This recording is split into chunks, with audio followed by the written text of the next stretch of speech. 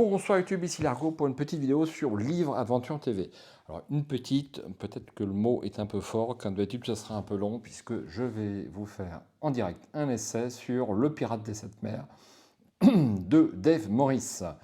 Le bien connu, c'est donc un livre de la collection Destin. Destin, c'est un des livres dont vous êtes le héros pour lesquels vous n'avez pas besoin de dés. Donc c'est assez pratique pour lire au lit ou ce type de choses. C'est d'ailleurs ce que j'ai fait. Ça va être, je crois, mon 4e ou 5e essai, un truc dans le genre. J'ai pas compté et c'est comme d'habitude édité par Alconost qui font du très bon boulot.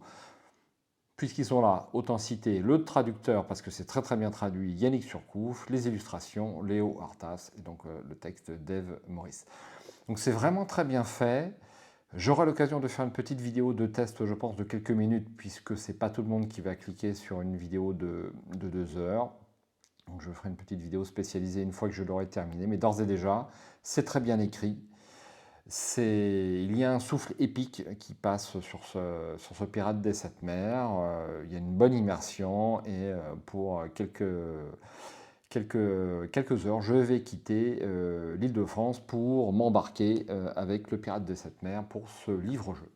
Si vous êtes d'accord. Alors, le pitch. À la dérive dans un canot, vous tentez désespérément d'échapper avec 3 autres matelots au démoniaque capitaine Scavench. Si vous y parvenez avant d'être mort de soif ou englouti par la tempête, vous savez que le plus dur restera à accomplir. Vous seul connaissez le nouveau plan de Scavench, de loin son plus vicieux. Vous vous lancez dans l'aventure, déterminé à rassembler un équipage, à vous procurer un navire et à embarquer pour un voyage de vengeance et de justice, quels qu'en soient les périls. Pirates, morts-vivants, monstres marins, vaisseaux maudits, sorcières et dieux anciens. Sans oublier la plus grande des menaces, la vision que vous avez eue de votre propre mort entre les mains de votre ennemi juré. Dave Morris vous plonge avec maestria dans un univers de piraterie, d'aventure et de navigation grâce à une structure ludique de haut niveau. Effectivement, c'est pas facile. Et une écriture vigoureuse pimentée par la présence de vos 3 compagnons d'infortune et de leurs échanges truculents. Voilà pour le pirate des sept mers. Eh bien, si ça vous intéresse, je vous donne rendez-vous juste après le mini générique.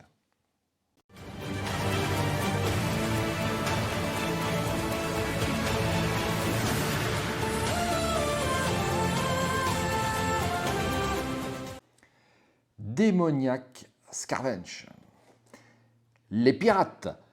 Le cri du capitaine se perd dans le fracas du canon roulant sur les vagues. Un tir de boulet s'envole dans un nuage de fumée et atteint votre navire de plein fouet. Le grand mât, sectionné, s'abat dans un enchevêtrement de cordages et la vergue s'écroule, écrasant une dizaine de marins. Une nuée de grappins s'accroche au bastingage. Les pirates s'apprêtent à l'abordage et leur sinistre navire se range à côté du vôtre. Le vaisseau roule ses voiles noires tel un oiseau de mauvaise augure, repliant ses ailes, et la gargouille ricanante placée à la proue passe lentement à hauteur de votre pont. La belle dame s'écrie en lettres écarlates sur les flancs du vaisseau pirate. Mais il ne s'agit en l'occurrence que d'une créature hideuse transportant sur son dos une troupe de monstres sanguinaires. Le marin à vos côtés se signe et déclare d'une voix blanche. C'est le bateau de Scavench. Qui est-ce criez-vous pour couvrir le tumulte de la canonnade. Le marin se tourne vers vous, interloqué, avant de se rappeler qu'il s'agit de votre première traversée vers le Nouveau Monde. Scavench est un monstre de la pire espèce, répond-il, l'air sombre.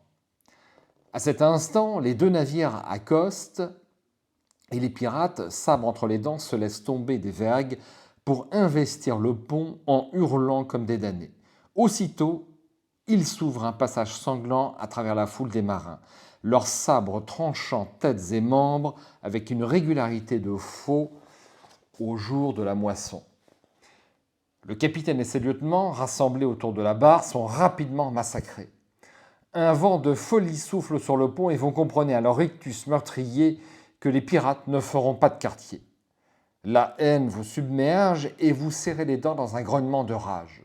Si l'heure de votre mort est arrivée, plusieurs de ces gueux vous accompagneront dans le dernier voyage.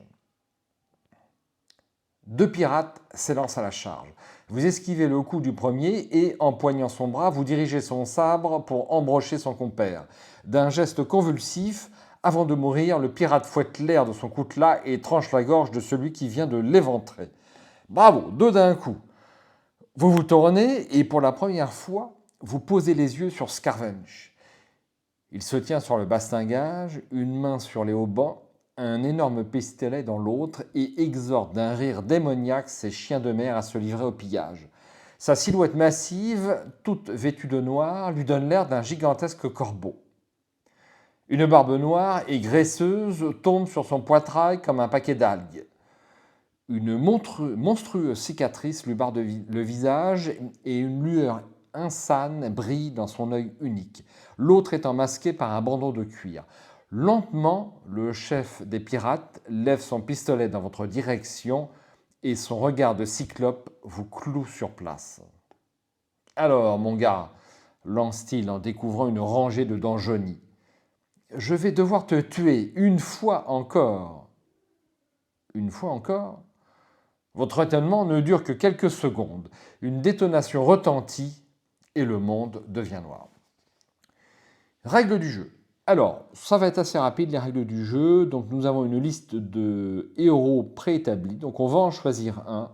J'avais tendance à changer à chaque fois lors de mes premiers essais et je m'aperçois que pour espérer réussir un livre de la collection Destin, il vaut mieux choisir à chaque fois le même archétype puisque vous avez donc des capacités et si vous changez de capacité d'un essai à l'autre, eh bien c'est le livre qui change. Enfin, vous allez pouvoir passer certains endroits et être tué à d'autres. Et si vous changez à chaque fois, c'est pas bon. Donc là, je vais jouer un rôle d'aventurier. Donc je vais avoir les compétences suivantes: escrime, mythologie, navigation et roublardise. Profil, vous avez exploré des châteaux hantés, des cités abandonnées, d'obscurs souterrains et des forêts profondes dans votre quête incessante de gloire et de richesse. À présent, vous tentez votre chance sur le vaste océan. Point de vie 10, équipement une épée et argent 10 doublons d'or. Donc je vais noter tout ça. Bon, la plupart des héros ont 10 doublons, sauf le loup de mer, il en a un peu plus, il en a 15. J'avais essayé le loup de mer, ça ne m'avait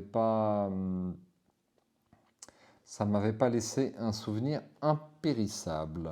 Bref. Ensuite, alors il y a un point important que je dois vous dire, c'est que nous avons de la place pour... Déjà, on ne peut pas dépasser son total initial. Et ensuite, on ne peut pas avoir plus de 8 objets si j'ai bien noté. Alors, je recherche le truc parce que...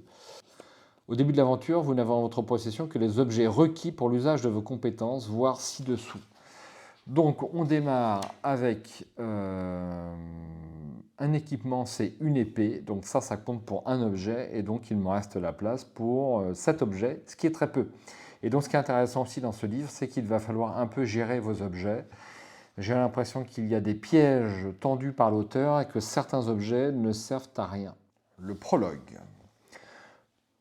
Vous vous redressez en sursaut, ruisselant de sueur. Toujours le même rêve, hein, dit une voix. Vous regardez alentour et vous reprenez peu à peu contact avec la réalité. Les brumes du sommeil se dissipent et vous percevez à nouveau les grincements sinistres de la coque et le clapotis lancinant des vagues. Vous vous trouvez dans les soutes de la Belle Dame. Tout autour de vous s'élèvent les ronflements des marins prenant un peu de repos entre deux corvées. À la lueur d'une lampe à huile, le vieux Marchille, le charpentier du bord, sculpte un morceau de bois, assis sur un rouleau de corde. Il lève un œil vers vous et secoue la tête d'un air dégoûté. « Cela remonte à 2 ans, grommelle-t-il. Je ne comprends pas pourquoi tu t'obstines à faire ce rêve. »« Un rêve ? Un cauchemar, tu veux dire ?» À ces mots, vous épongez d'un revers de main la sueur qui coule sur votre front et vous effleurez la cicatrice à l'endroit où la balle de Scaramouche vous a touché, quelques centimètres plus à droite, et votre cervelle aurait tapissé le pont. Encore heureux que le pirate se soit octroyé ce jour-là une bouteille de rhum en guise de petit déjeuner. La balle n'a fait que vous entailler le cuir chevelu, laissant une cicatrice sur votre crâne et un surplus de haine au fond de votre cœur. La douleur s'est éloignée et ces 2 années passées à bord vous reviennent en mémoire. Vous étiez en piteux état lorsque les pirates vous hissèrent à bord de la Belle Dame. Scavench vous avait déclaré inapte au service et comme il ne pourrait réclamer aucune rançon pour vous, vous alliez finir en pâture aux requins comme la plupart des blessés après la bataille. Le vieux Marchi prit sur lui de vous soigner et partagea ses rations avec vous. Vous vous rappelez ces longues semaines passées entre la vie et la mort, délirant de fièvre, et quelques images vous reviennent à l'esprit comme dans un miroir brisé. Vous revoyez la face inquiète, du vieux Marchi penché sur vous et vous forçant à avaler quelques gorgées d'eau ou un peu de gruau. Les cris des marins, grimpant au gréement, sonnent à vos oreilles, ainsi que leurs chants avinés montant vers les étoiles les soirs de victoire. Et, plus que tout, vous revoyez la face haïe de Scavench, suprême incarnation du mal, tandis qu'il arpentait le pont en attendant votre mort. Mais vous avez survécu, grâce aux soins attentifs du vieux Marchi, et vous avez repris des forces. La mort, toutefois, aurait peut-être été préférable à l'enfer que vous alliez connaître comme un simple marin à bord du pire vaisseau croisant en mer Caraïbe. Scavench est un fou sanguinaire qui fait régner la terreur sur son équipage, distribuant les coups au gré de sa fantaisie. Il semble se repaître du malheur des autres. La souffrance est son épice et la mort son plat favori. Plus d'une fois, vous avez assisté à la flagellation d'un de vos compagnons pour une faute minime et, vous aussi, vous avez dû subir le fouet à ne plus pouvoir bouger pendant de longs jours sous les quolibets de Scavench et de ses sbires. Tout le monde sur le pont! Cet ordre aboyé vous arrache brusquement à vos pensées et vous secouez vos compagnons de chambrée avant de filer par les coursives pour remonter sur le pont inondé de soleil. Scavench se tient sur le château arrière. Porbuck, le second, une brute aux faciès de bœuf, vous pousse aussitôt en grognant. « Toi, grimpe dans les haubans !» Vous vous exécutez et, en prenant de la hauteur, vous apercevez par bâbord, avec un petit brick, par bâbord avant un petit brick vers lequel la Belle Dame fait route. Le navire pirate a au fait de le rejoindre et vous remarquez à présent une gigantesque croix dressée sur le pont. Le bateau ne possède aucun canon. C'est de la pure folie. Si l'on en croit l'adage, quand tu prends la mer, fais ta prière et remplis bien ta poudrière. Vous comprenez mieux la raison de cette absence d'armement à la vue des passagers. Ce sont des moines. La voix tonnante de Scavench roule par-dessus les flots comme un grondement de tonnerre. Faites halte ou je vous envoie par le fond. Sortez vos richesses et vous aurez peut-être la vie sauve. Nous ne possédons rien, clame un moine en retour. Nous sommes les frères de la charité. Nous allons porter la parole du Seigneur auprès des païens du Nouveau Monde. Scavench esquisse un sourire de mauvais augure et réplique. Pourquoi ne pas évangéliser le fond des mers ? Raye-t-il. Je ne connais rien de plus sauvage. Il se penche sur la balustrade et interpelle le canonnier. Maître Borograve, lâchez une bordée et envoyez-moi ces soutanes par 40 brasses de fond. Que le ciel n'entende plus leurs paroles mielleuses. Les moines savent qu'ils ne pourront distancer la Belle Dame et tandis qu'une rangée de canons sort des flancs du navire, ils entament un cantique. Leur chant, empreint de sérénité, s'envole, porté par la brise, et vous ne pouvez vous empêcher de revoir les vertes vallées de votre pays natal. La plupart des marins interrompent leur besogne, émus par la mélancolique beauté du cantique. Vous remarquez même un ou deux pirates qui ne peuvent masquer leur embarras. « Parez à faire feu !» hule Scavench, électrisé par la perspective du carnage. Non ! Un cri retentit et un maillet de charpentier survole le pont pour atteindre Scavench en pleine tête. Le bruit vous fait tressaillir, mais il en faudrait davantage pour ébranler un tel monstre. Le pirate vacille sous le choc et rattrape le maillet avant qu'il ne touche le sol. Il se retourne alors, livide de rage. Le filet de sang coulant le long de sa tempe le rend plus effrayant encore. Son œil luisant parcourt l'assemblée. « Maître March, ce maillet est à vous, me semble-t-il. » Le vieux Marchi tremble de peur et bredouille, toute velléité de révolte l'ayant abandonné. Capitaine, ce sont des hommes de Dieu, je ne pensais pas. Scavench essuie le sang qui coule sur sa joue et le porte lentement à ses lèvres. Il fait signe à 2 de ses sbires qui s'emparent de Marchi et le traînent sans ménagement jusqu'au château arrière. Posez sa tête sur le bastingage, les gars, dit Scavench d'une voix doucereuse, tout en jouant avec le maillet. Vous avez raison, maître March, vous ne pensez pas. À quoi sert une tête quand il n'y a rien dedans? Vous saisissez avec horreur les intentions du pirate et vous descendez vivement de votre poste. Trop tard, hélas. Le maillet s'abat avec fracas et un bruit d'amphore brisé résonne sur le pont silencieux. Tous les hommes d'équipage détournent la tête à la limite de la nausée, tandis que les pirates ricanent et approuvent le geste de leur capitaine. Le corps sans vie du vieux Marchi est jeté par-dessus bord. « Maudit sois-tu, Scavench, jurez-vous entre vos dents, en posant le pied sur le pont. Je jure de te faire payer cher pour ce crime. » « Tu n'es pas le seul à vouloir sa perte, » chuchote une voix dans votre dos. « Mais reste calme si tu ne veux pas subir le même sort. » Vous vous retournez vers 3 matelots. Grimez, Duchesne et Blutz, enrôlés de force comme vous après l'abordage de leur navire. « Nous avons un plan, » murmure Grimez. « Si nous restons à bord, nos jours seront comptés. Nous sommes de quart ce soir, nous comptons nous enfuir à bord de la chaloupe avec un peu de matériel et tenter de rallier Port-l'Échande. 500 lieues en haute mer sur une simple chaloupe, vous courez à votre perte. Mieux vaut périr dans l'océan que sur ce navire de malheur, réplique Duchesne. Écoute, tout le monde connaît ta réputation et on sait que tu es digne de confiance. Sans toi, nous n'avons aucune chance. Sois des nôtres. Vous vous retournez vers la silhouette massive qui arpente le pont du château arrière, frappant au hasard avec le maillet encore maculé du sang de votre compagnon. Scavench enrage. Les moines ont profité de l'intervention du vieux Marchi pour prendre la fuite. Un jour viendra où vous lui ferez payer tous ses crimes, mais ce jour n'est pas encore venu. Vous vous tournez vers les 3 matelots et vous hochez brièvement la tête. Comptez sur moi, dites-vous. Rendez-vous au 1.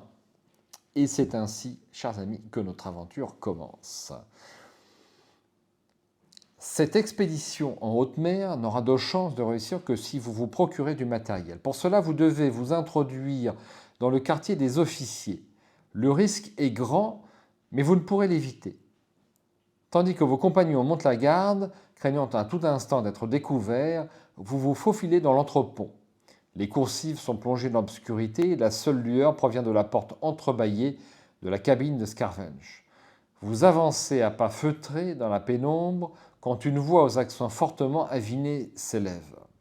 « Dites-moi, mes agneaux, quel est le plus rapide chemin vers la fortune ?»« La flibuste, capitaine, répond un des pirates. « Certes, grommelle Scavench, mais quel est l'acte de piraterie le plus rentable, je vous le demande. »« L'enlèvement et la rançon, voilà ce qui rapporte gros. Je ne connais pas de cargaison plus chère ni plus facile à transporter que l'humain. Je vous le dis, à condition de bien choisir sa proie. Ah, bande de corneaux, vous ne connaissez rien à rien. Savez-vous combien Tolliver Crimp a ramassé l'été dernier en échange du neveu du vice-roi ? 1000 doublons d'or. » Des exclamations émerveillées retentissent dans la cabine. « C'est d'une goutte d'eau dans la mer en comparaison de ce que je compte récupérer. Je demanderai une rançon de roi ou de reine pour être précis. Quand j'ai pris livraison du butin le plus précieux de tous, la jeune reine Titiana de Gloriane, mes chéris, qui doit bientôt visiter ses colonies. Vous étiez sur le point de vous éloigner, trop heureux que les pirates soient occupés. Mais les propos de Scavench vous clouent sur place. Parle-t-il sérieusement ? L'enlèvement d'une reine n'est pas une mince affaire. Tout le monde sait que Titiana est protégée par le seigneur Calidore, l'amiral de la flotte, dont la réputation de stratège a fait le tour des 7 mers. Quant à l'approche par ruse, il faudrait pour cela déjouer la surveillance constante du sorcier Mirabilis, son conseiller personnel qui ne le quitte jamais d'une semelle. Le complot que projette Scaravenge est de la pure folie. Mais pour l'avoir trop souvent éprouvé vous-même, vous savez que si le pirate est une brute sanguinaire, capable de tout pour se procurer de l'or, il n'a en revanche rien d'un fou téméraire. Son projet doit donc avoir de sérieuses chances de réussir. Vous portez votre attention sur la cabine du timonier. Aucune lumière ne filtre de la pièce. Il doit encore se trouver avec les autres pirates. La voie est libre. Vous allez pouvoir vous procurer ce dont vous avez besoin. Il faut faire vite. Vos compagnons restés sur le pont doivent mourir d'inquiétude. Les pirates pourraient les découvrir à tout moment et vos chances de fuir seraient alors perdues à tout jamais. Mais Scaravenge continue à élaborer son plan en dépit de tous les dangers. Vous ne pouvez vous empêcher de dresser l'oreille. Il faut agir maintenant. Si vous décidez d'écouter le pirate, le 20, d'aller dans la timonerie, le 39, et de remonter le pont, le 172. Alors, écoutez le pirate, allez dans la timonerie ou remonter sur le pont. Donc forcément, ce n'est pas mon premier essai, donc je connais un petit peu ce qu'il faut faire. On va écouter un petit peu le pirate, mais pas trop longtemps. Donc je vais me rendre au 20.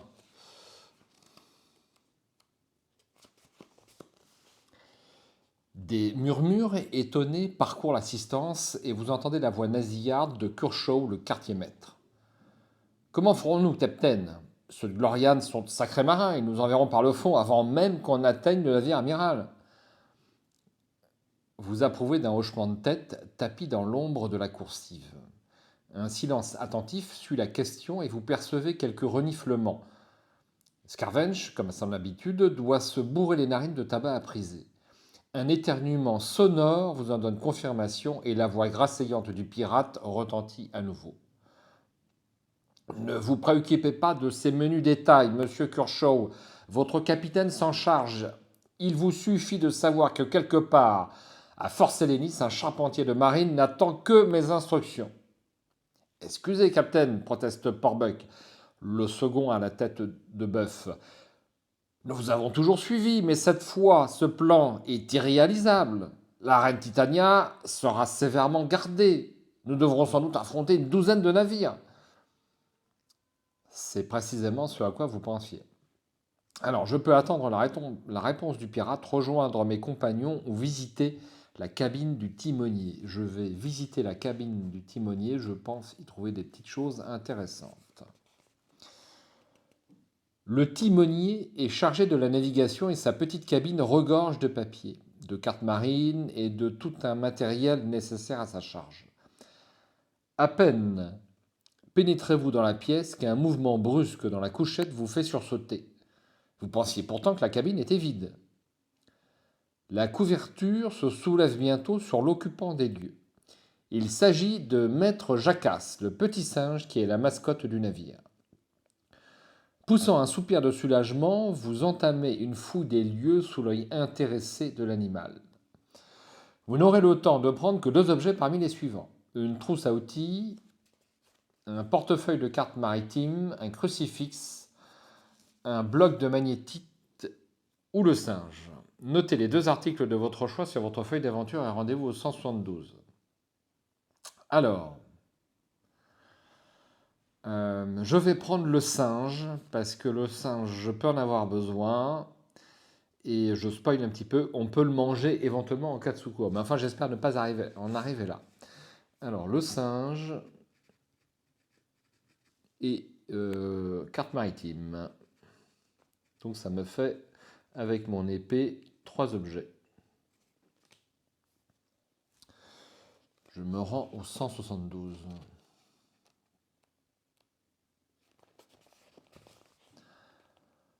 Les autres vous attendent sur le pont et vous pouvez distinguer leurs silhouettes sous les pâles rayons de la lune.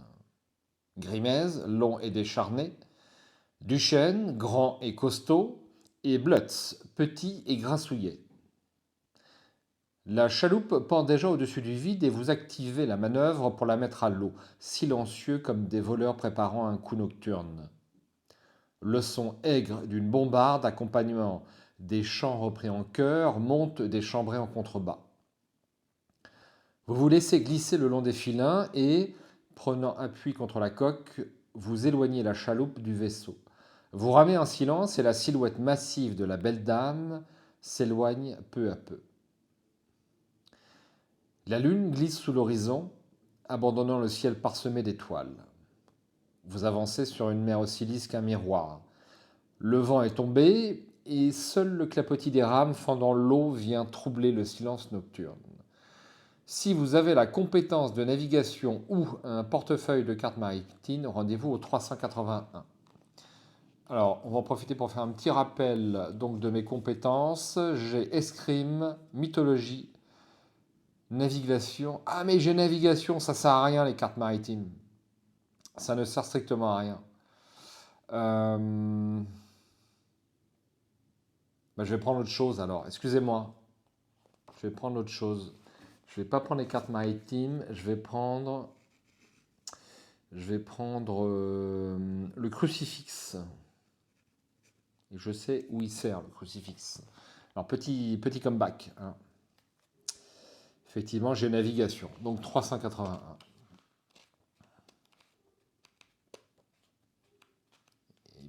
C'est logique. Hein. On va réfléchir un petit peu. Si j'ai la compétence, les cartes me sont quand même un petit peu moins utiles. Vous devez maintenant songer à rallier la civilisation et il faut trouver le meilleur itinéraire. La route de l'Ouest est la plus directe pour je vais prononcer comme ça, Leshand, parce que Leshand, c'est pas très élégant, donc Leshand. Mais elle traverse une région où les tempêtes sont monnaie courante et votre embarcation ne résisterait pas à un coup de grain. En voguant vers le sud, vous pourriez rejoindre une zone où les courants porteurs filant vers l'ouest vous conduiraient directement vers Port Leshand. L'inconvénient est que votre ravitaillement ne durera peut-être pas jusque-là. L'autre solution consiste à longer les chapelets d'îles tout en mettant cap à l'ouest, mais vous courez le risque de vous heurter à certaines tribus hostiles. À présent, si vous bénéficiez d'une protection magique et d'une amulette, ce n'est pas le cas, 399. Si vous disposez de sortilèges et d'une baguette, 416. Si vous n'avez aucune de ces compétences, rendez-vous au 289. Je n'ai aucune de ces compétences.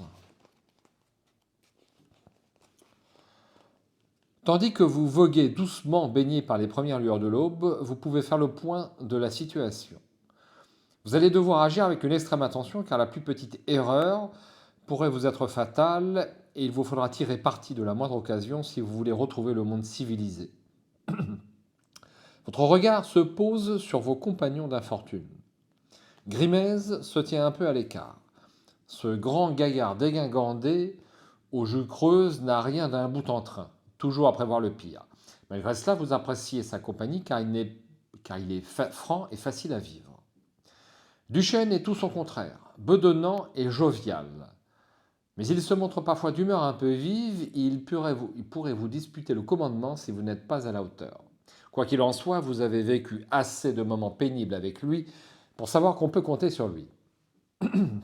Blutz est peut-être le maillon le plus fragile de cette chaîne improvisée. C'est un garçon timide et sans trop de vaillance, bien qu'il sache, quand il le faut, se montrer plein d'astuces et de ressources. Voyant que vous les observez, tous trois se tournent vers vous et Duchesne prend la parole. Alors, demande-t-il, vers où mettons-nous le cap? Consultez la carte à la fin du livre pour connaître le meilleur moyen de rejoindre Port Leshand, votre destination. Allez-vous vers l'ouest, par la voie la plus rapide, allez au 2, passez d'île en île en longeant l'archipel, et enfin, si vous choisissez de faire cap au sud pour retrouver les grandes voies maritimes, rendez-vous au 40. Alors je vais d'abord consulter la carte pour vous la montrer. Donc voici la carte. Donc voici le lieu d'évasion qui est ici. Et donc on va passer par l'île des Crânes Rouges, l'île du Mont Brûlé, l'île Grimoire et l'île Pornamus. Je peux rejoindre également les principales routes commerciales si je le souhaite. Mais les îles, ça me paraît bien. Enfin, ce que j'en ai vu, ça me paraît pas mal.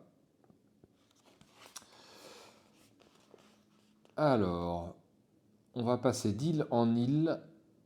en longeant l'archipel des Brumes. C'est bien ça, c'est l'archipel des Brumes. Archipel des Brumes. Ok, c'est les 4 îles, c'est bien ça. Donc on va au 21.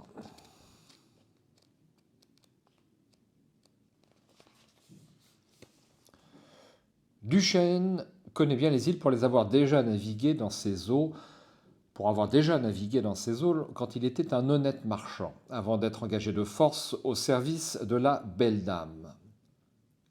L'île Pandanus, la plus occidentale de l'archipel, est souvent visitée par les navires, dit-il. Les autochtones y sont assez amicaux.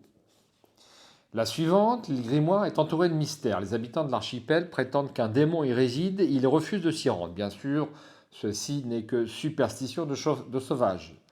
La suivante se nomme l'île du Mont Brûlé à cause d'un volcan en activité qui la domine. Je ne connais personne qui y soit allé.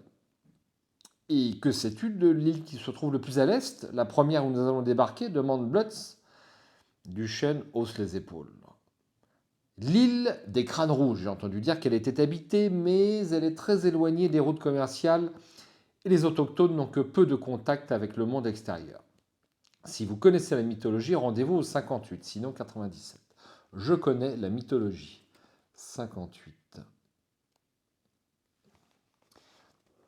S'il faut en croire les histoires que vous avez entendues, l'île Grimoire serait habitée non par un démon, mais par une puissante sorcière nommée Irada la Verte. Irada la Verte, peut-être. On l'a dit âgée de plus d'un siècle et l'on prétend qu'elle aurait scellé un pacte avec une déesse de la terre qui lui aurait accordé l'invulnérabilité, tant que ses pieds reposeraient sur la terre ferme. Mais quelle que soit leur véracité, ces légendes ne vous concernent pas pour l'instant.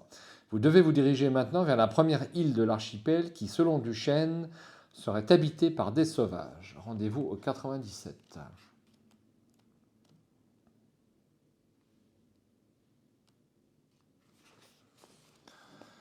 Ramant chacun votre tour, vous prenez la direction de l'ouest sous un soleil de plomb. Bientôt, vos lèvres se dessèchent et vos nuques deviennent rouge brique. Le soulagement des premières heures et la joie d'avoir échappé aux griffes de Scavench cèdent peu à peu la place au doute et au désespoir. Survivrez-vous assez longtemps pour atteindre la terre ferme, ou bien cette chaloupe deviendra-t-elle votre cercueil? Vous perdez un point de vie à cause des effets conjugués de la fatigue, de la soif et de la chaleur. Je suis donc à 9 PV. Sauf si vous avez la compétence survie. Alors, sauf erreur, je ne l'ai pas, mais je vérifie. Alors, normalement, il faudrait que je le note sur ma feuille de personnage, mais j'ai un peu la flemme. Je ne l'ai pas. C'est ce qui est curieux pour un aventurier, mais bref.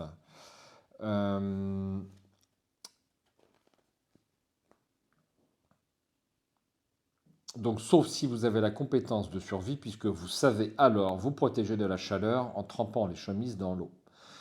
Vers midi, le jour suivant, la côte de l'île des Crânes Rouges apparaît à l'horizon. Que faisons-nous demande Grimès d'une voix enrouée par la soif. Allons-nous prendre le risque d'accoster? Nous trouverons sûrement de l'eau et des vivres. Je ne tiens pas à engraisser ces sauvages, réplique Duchesne. Ces régions sont infestées de cannibales. La décision vous revient. Si vous prenez pied sur cette île, 173, si vous préférez continuer à voguer vers les suivantes, 116. Bon, on va bien évidemment accoster. 173. Vous échouez votre chaloupe sur une petite plage de sable blanc surplombée par une haute falaise abrupte. Au sommet de la falaise, vous distinguez nettement les longues feuilles vertes des cocotiers. Nous sommes sauvés, s'écrie Blutz en esquissant quelques pas de danse. Nous allons manger les noix de coco et même boire leur lait si nous ne trouvons pas d'eau potable. Tu sembles oublier un léger détail, intervient Duchesne en considérant le flanc de la falaise d'un air circonspect. Qui donc va grimper là-haut? Vous, monsieur Blutz? Si vous possédez l'agilité et que vous désirez escalader seul, rendez-vous au 192. Cherchez un moyen d'escalader la falaise, 211. Cherchez de la nourriture sur la plage, 230. Repartir vers l'île suivante, 116. Je vais chercher un moyen d'escalader la falaise au 211. À quelques distances du rivage, vous découvrez une échelle de lianes suspendue à la paroi. C'est une construction de sauvage, annonce Duchesne, comme si personne ne l'avait remarqué. Je suis d'avis de retourner à bord et de partir au plus vite. Vous savez par expérience que toutes les tribus ne sont pas hostiles aux étrangers. Tout dépend bien sûr de la manière dont les précédents visiteurs se sont comportés avec elles. D'un autre côté, certaines peuplades sont très agressives et pratiquent le cannibalisme. Celles-ci ne verront en vous qu'une bonne quantité de nourriture sur pied. Si vous décidez d'escalader l'échelle de corde, rendez-vous au 249. Sinon, on peut reprendre la chaloupe au 116. 249, bien sûr.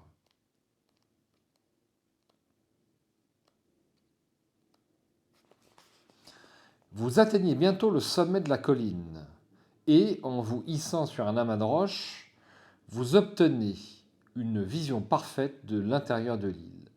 Une jungle luxuriante s'étend à perte de vue, ne s'arrêtant qu'au contrefort d'une haute montagne dont le sommet se perd dans les nuages.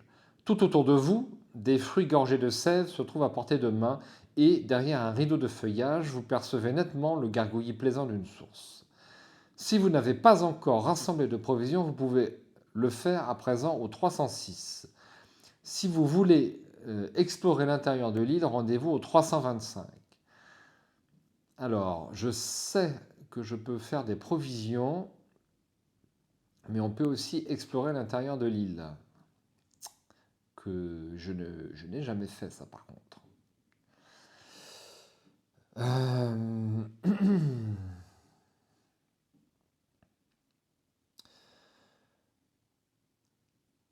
J'hésite. Allez, je vais explorer. Non, non, non, je vais jouer la sécurité. Je vais prendre les provisions. 306. J'ai besoin de provisions pour le périple, on le sait, on me l'a répété maintes fois sur ce début d'aventure. Vous n'avez pas à vous aventurer bien loin dans la jungle pour récolter de pleines brassées de fruits et de noix. Vous étanchez votre soif à l'onde claire d'un ruisseau, jusqu'à ce que vos estomacs soient gonflés comme des outres. Rassasié, Duchesne pousse un soupir de satisfaction en se roulant dans l'herbe. Ah, s'exclame-t-il, jamais l'eau ne m'a paru aussi bonne. Mais il est temps de regagner notre chaloupe. Notez sur votre feuille d'aventure que vous possédez l'équivalent de 3 rations de provisions, chacune d'elles comptant pour un objet. Si par la suite le texte vous demande de consommer une ration, il suffira de la rayer. Rendez-vous au 344. Donc, je vais mettre ration 3 fois. Et ça me donne 1, 2, 3, 4, 5. Je suis déjà à 6 objets sur 8. 344. De retour au sommet de la falaise, vous découvrez une douzaine de sauvages qui vous interdisent l'accès de l'échelle de corde. Ils sont simplement vêtus d'un pagne végétal et une tête de mort est peinte à l'ocre rouge sur leur visage. Voilà donc pourquoi l'île se nomme ainsi, murmure Duchesne du coin des lèvres.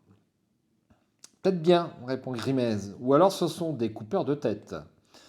Vous vous approchez avec prudence et l'un d'eux esquisse un rictus de bête fauve. Blutz pousse un gémissement, ses jambes se dérobent sur lui et vous devez le retenir par le bras pour éviter qu'il ne s'effondre. Les dents du guerrier sont taillées en pointe. Alors on peut forcer le passage, leur offrir des présents, les ignorer et descendre à l'échelle. Alors est-ce que je tente de leur offrir des présents? J'ai déjà essayé de forcer le passage, ça se passe pas très très bien.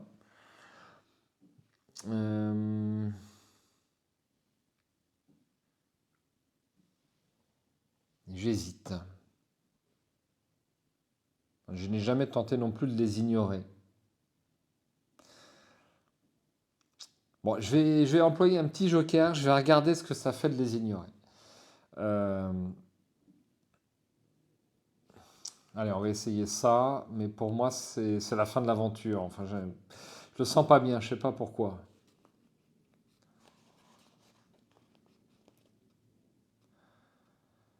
Les indigènes vous laissent passer dans un silence pesant et vous descendez vite le long de l'échelle de liane.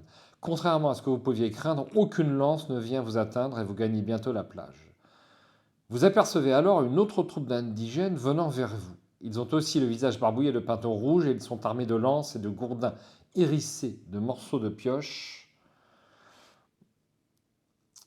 et de roches volcaniques. Ils sont trop nombreux pour que vous espériez vous frayer un chemin jusqu'à la chaloupe. Il se rapproche lentement et entame un chant aux accents funestes. Ce sont des cannibales ou bien je suis le pape, grogne Grimez, et je ne tiens pas à leur servir de souper. Si vous possédez le code fétiche, rayez-le de votre feuille d'aventure. Je ne l'ai pas. Donc je peux leur offrir un présent, utiliser mon astuce ou utiliser vos sortilèges avec une baguette. Je n'ai pas de baguette. Alors, est-ce que je suis astucieux? Je ne crois pas non plus, mais je vérifie. Il faudrait que je les note parce que c'est la catastrophe. Je ne suis pas astucieux. Alors, je vais leur offrir un présent. Je pense que c'est la meilleure 117.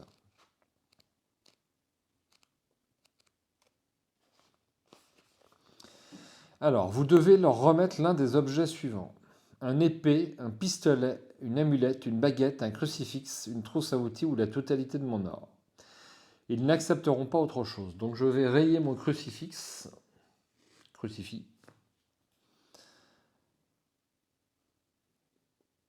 Et donc je continue. Si vous leur remettez un présent, ils apportent 2 objets qu'ils vous donnent en échange. Un bouclier orné de plumes et une épée en bois hérissée de dents de requin. Duchesne arbore une mine renfrognée. Ces babioles ne valent pas le 10e de ce que nous leur avons offert, proteste-t-il. Tu ne devrais peut-être pas accepter, intervient Bloods en vous tirant par la manche. Peut-être s'agit-il seulement d'un rituel de bienvenue. Ils n'ont peut-être aucune envie de se séparer de leur présent. Si vous prenez le bouclier orné de plumes et l'épée à dents de requin, notez-les sur votre feuille d'aventure et n'oubliez pas par la même occasion de rayer l'objet que vous avez remis aux indigènes. Alors je note un bouclier, hop, orné de plumes et une épée à dents de requin.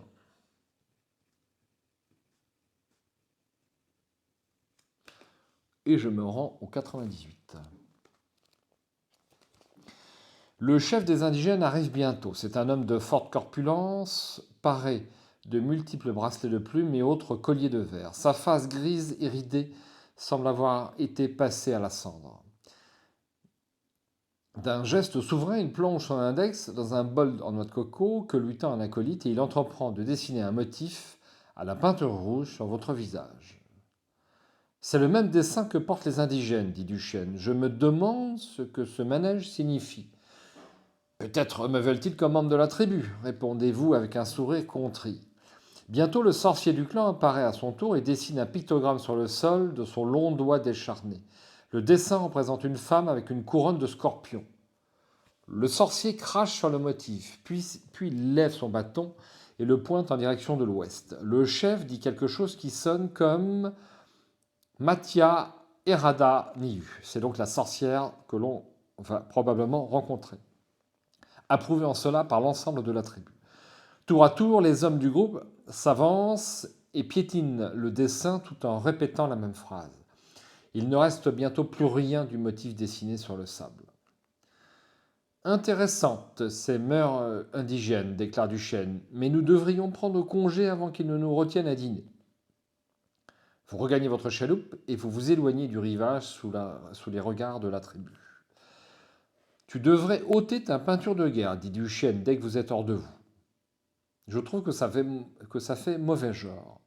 Si vous conservez votre maquillage rituel, notez le code script sur votre feuille d'aventure et rendez-vous au 116. Script, je vais conserver le rite. Alors ça, c'est la première fois que j'arrive à avoir ce code et ce maquillage rituel. Donc je suis plutôt content. 116. Il faut dire que la dernière fois que je suis passé par là, j'avais utilisé mon épée. Je suis trop agressif.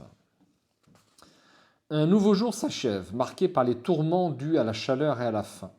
La mer étale est un miroir qui scintille et le soleil omniprésent vous accable de sa fournaise. À la nuit tombée, vous grelottez sous un ciel constellé. Si vous possédez des provisions, rayez une ration de votre feuille d'aventure et rendez-vous au 426. Je raye une ration.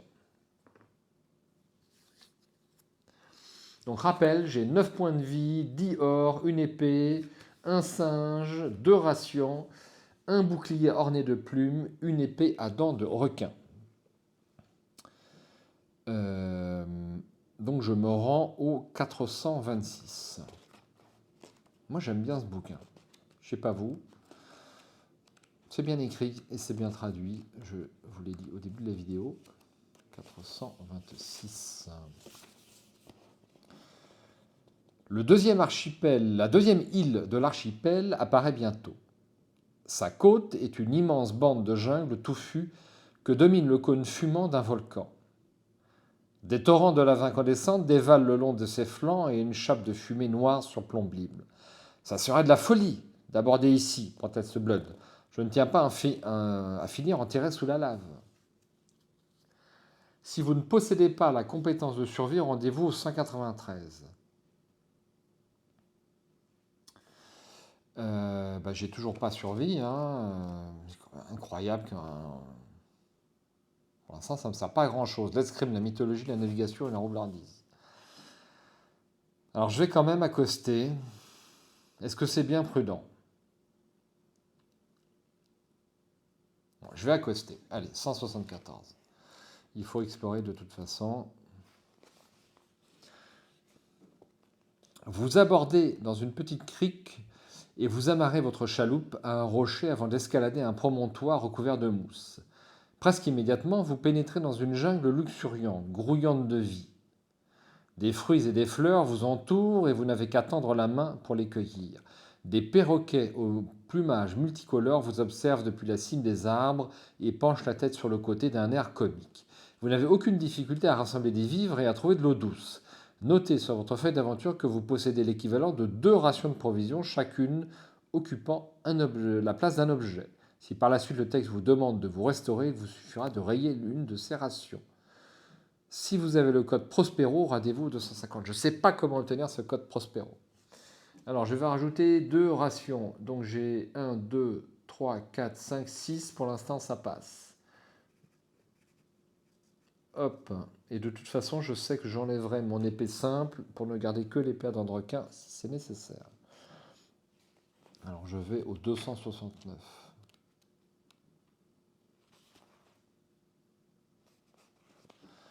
Par tous les saints, ce démon nous a retrouvés, s'écrie Duchesne d'une voix horrifiée, alors que vous vous retournez vers le rivage. Vous fermiez la marche et vous vous trouviez encore dans la jungle quand cette exclamation a retenti. Aussitôt, vous pressez le pas et vous retrouvez vos compagnons qui semblent pétrifiés sur place. Vous voyez alors ce qui les effraie.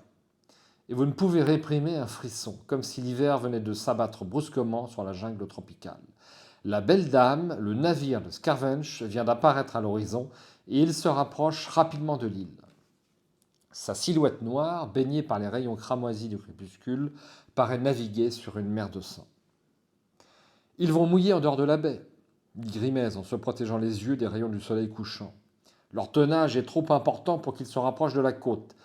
Ils ignorent notre présence, nous pourrons nous enfuir à la faveur de la nuit. Vous réfléchissez un instant, indécis. En dépit de votre haine pour le pirate et de la crainte qu'il vous inspire, il faut bien l'admettre, vous brûlez de connaître les raisons de sa présence. Cachons la chaloupe dans la jungle, dites-vous. Si Scavench envoie ses hommes à terre, nous pourrons les espionner. C'est de la pure folie, proteste Duchesne. Je suis d'accord pour dissimuler la chaloupe et pour nous enfoncer dans la jungle, sans bouger, jusqu'à ce qu'il s'en aille. Je n'ai aucune envie de revoir ces chiens de mer. Qu'allez-vous faire? Si vous tentez de quitter l'île à la nuit venue, rendez-vous au 307. Mais vous pouvez aussi espionner l'expédition de Scavench au 326, ou bien rester caché jusqu'au départ du navire. Alors, je vais espionner l'expédition de Scavench en me rendant au 326. Vous dissimulez votre chaloupe et vous prenez position sur une hauteur surplombant la crique. Au matin, une embarcation quitte la Belle Dame. Vous comptez 6 hommes à bord. Scavench, flanqué de Kershaw, son âme damnée, et de Porbuck, le timonier. Beaugrave, le canonnier, et 2 pirates de confiance portant des pelles sont aussi de la partie. Caché sous le couvert des arbres, vous observez le sinistre équipage qui s'enfonce dans la jungle, Scavench ouvrant la marche. De temps à autre, il cherche des points de repère tout en consultant un parchemin. Blutz pousse une exclamation étouffée. « Ils vont déterrer un trésor !» murmure-t-il. Duchesne fronce les sourcils, une lueur meurtrière au fond des yeux. Vous sentez qu'il fait de sérieux efforts pour ne pas bondir de sa cachette et se ruer sur Scavench. Vous partagez son sentiment et vous brûlez autant que lui de prendre votre revanche sur cette brute. Mais vous savez aussi que dans votre état, le combat serait joué d'avance. Si un singe est avec vous, rendez-vous au 99. Sinon, allez-vous suivre Scavench à distance ou donner le signal d'attaquer? Alors j'ai un singe avec moi, effectivement. J'espère que ça ne va pas poser problème. C'est bizarre, je crois que oui. Sur mon premier essai, j'avais fait ça. Le petit animal reconnaît son ancien maître. Il échappe à votre surveillance et bondit à travers le sous-bois en direction du pirate. Aussitôt, Scavench et sa bande s'emparent de leurs armes, tout leur sens en alerte. Scavench a un rictus cruel au coin des lèvres, sonde les feuillages et en dépit de son œil unique, il a tôt fait de vous repérer. Vous quittez votre cachette en poussant un cri de guerre sauvage. À l'instant même où il lève son pistolet, une dizaine de mètres vous séparent, distance que vous pourriez parcourir en quelques secondes, mais qu'une balle franchit en un clin d'œil. À l'instant où Scavench allait appuyer sur la gâchette, le petit singe bondit sur son bras. Le pirate pousse un hurlement de rage et son tir détourné frôle votre oreille. La balle va se ficher dans un tronc d'arbre. Vous n'avez pas le temps de vous réjouir car les pirates fondent sur vous. Le combat s'engage et votre vie dépendra de son issue. Si vous pratiquez le tir et l'escrime, et si vous possédez les armes nécessaires, vous perdez 7 points de vie. Si vous pratiquez le tir et le combat à main nue, vous perdez 8 points de vie. Toute autre combinaison de compétences ne suffira pas à vous sauver et vous serez rapidement tué. Si vous êtes encore de ce monde, rendez-vous au 23. Et bien malheureusement, je ne pratique pas le tir, donc c'est la fin de cet essai. Donc, pour tout vous avouer, j'ai été beaucoup moins loin que lors de mes 2 essais précédents. Donc c'est un peu déprimant. Et le singe m'a joué un mauvais tour. Je pense que c'est pas forcément une bonne chose de prendre le singe du coup. Hein? Bah oui. Bon, bah écoutez, on va s'arrêter là et je vais voir si je reprends un prochain essai en changeant simplement peut-être l'objet singe qui ne m'a rapporté que des malheurs. Je peux par exemple le remplacer par une caisse à outils ou ce type de choses. Bon, en tout cas, je me suis bien amusé et malgré que ça soit mon 5e essai, que je connais déjà un petit peu le livre et je trouve ça super. Donc je vous dis à bientôt et je pense assez rapidement faire un nouvel essai de ce pirate des sept mers. Ah ciao, bonsoir.